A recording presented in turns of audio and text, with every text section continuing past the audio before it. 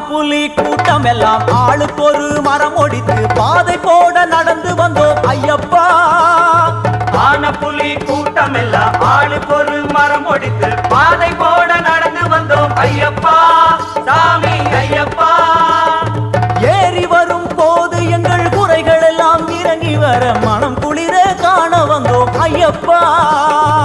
ஏறி வரும் போது எங்கள் குறைகள் எல்லாம் இறங்கி வர மனம் குளிர காண வந்தோம் ஐயப்பா. திண்டக திண்டக திண்டக தோம் என வந்து